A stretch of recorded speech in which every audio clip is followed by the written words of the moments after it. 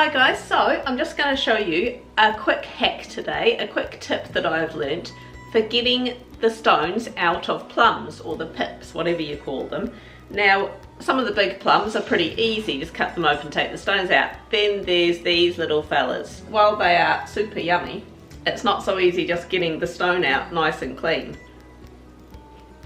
You know, you get it out, but it's still got a ton of stuff on it anyway. I've been busy jamming this weekend. I've done like 20 jars of jam. How awesome is that? I've given a few of them away already. But I've still got some plums left, so I thought I'm just going to show you quickly how to get these stones out so you can either just puree them and freeze them, or make jam, make plum sauce, freeze it, jar it, whatever you want to do, and these don't go to waste. So first thing, get the pot. Put a few tablespoons of water in the bottom just so that the first plums you put in there don't start burning. Put your plums in the pot, turn the heat up and start stewing them.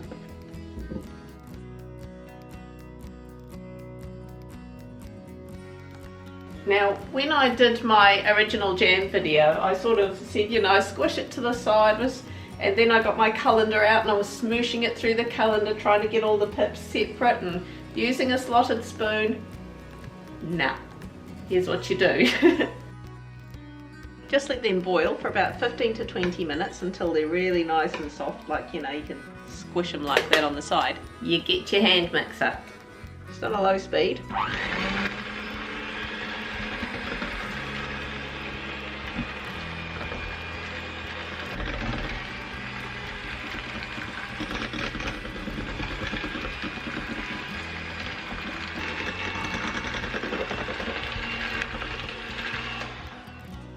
All the skin's on there. If you're doing this for jam, I recommend trying to get as many of the pips, as much of the skin into the jam as you can, because it does help it to set a little bit better. Now I will put a colander over my bowl, pour this in.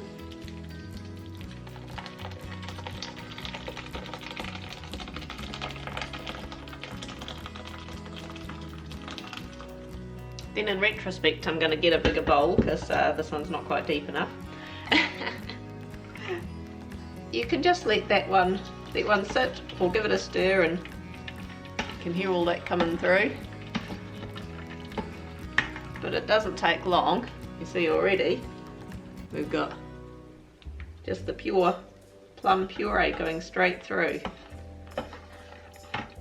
What you will be left with is purely stones and skin, and from there it is up to you. If you want to keep the skin, then yeah, there's going to be a fair amount of fidgeting to get some of the stones away from the skin, or separate the stones and the skin, but this is a lot of hard work just dealt with really, really quickly.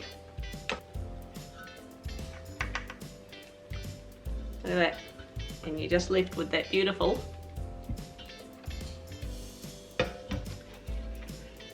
well, it's basically plum puree or plum juice. So yeah, that's perfect for either freezing or jarring or turning into sauce. I've got, as I say, I've got recipes for both plum jam and an amazing plum sauce. I highly recommend you give that one a go. So yeah, hit like, leave me a comment, hit subscribe, let me know of any other little hacks you might have, and we'll catch you next week. Bye.